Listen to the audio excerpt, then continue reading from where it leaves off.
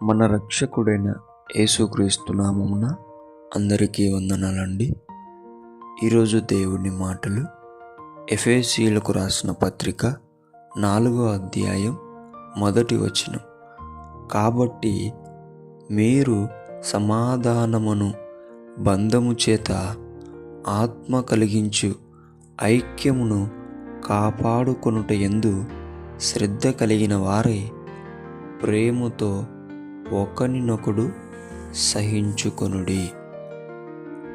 ప్రేమైన దేవుని బిడ్డలారా, దేవునికి అత్యంత సన్నిహితమైన ఆత్మీయమైన బిడ్డలతో ఈ మాట ప్రత్యేకముగా దేవుడు చెప్తున్నాడు. ఏమనంటే, మనలో కొన్నిసార్లు కోపములు, అసూయలు, అనవసరమైన కొట్లాటలు వస్తూ ఉంటాయి. అయితే దేవుడు మనకు ఒక బంధం ఏర్పరిచాడు, ఆత్మబంధం. ఆ ఆత్మ మనందరిలో ఐక్యత కలిగిస్తుంది. ఆ ఐక్యత కాపాడుకోవాలి. అటువంటి సమయాలలో ఎప్పుడైతే ఆత్మ కలిగించే ఐక్యత పోగొట్టుకుంటామో ప్రమాదంలో పడటం మొదలవుతాం, దేవునికి దూరం అయిపోతాం.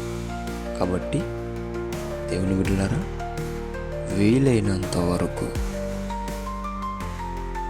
దేవుని బిడ్డలే అని ఆలోచించి సాతాను తంత్రములు ఎరిగిన వాడిగా నీవు ఉండి సమాధానమనే బంధము చేత నీవు నిలబడి ఆత్మ కలిగించే ఐక్యతను కాపాడుకుంటూ శ్రద్ధ కలిగి అందరినీ సహించడం నేర్చుకుని దేవుణ్ణి మహిమపరుద్దాం, దేవునికి చోటిద్దాం. ఆ కోపాన్ని, ఆ అసూయను, అనవసరమైన కొట్లాటలను ప్రేమ కంటే, ఐక్యత కంటే, సమాధానం కంటే తక్కువగా చూసి ఇవి గొప్పవని ఎంచి దేవునిలో అంటుకట్టబడదాం. దేవుడి మాటలు దీవించునుగాక. ప్రార్థించుకుందాం. యేసయ్యా, మీకు వందనాలు, స్తోత్రాలయ్యా. మా కోపాల కంటే, మా అసూయల కంటే, మేము పడుతున్న అనవసరమైన కొట్లాటల కంటే నీ సమాధానం గొప్పదయ్యా, నీ ఐక్యత గొప్పదయ్యా, నీ మాట గొప్పదయ్యా.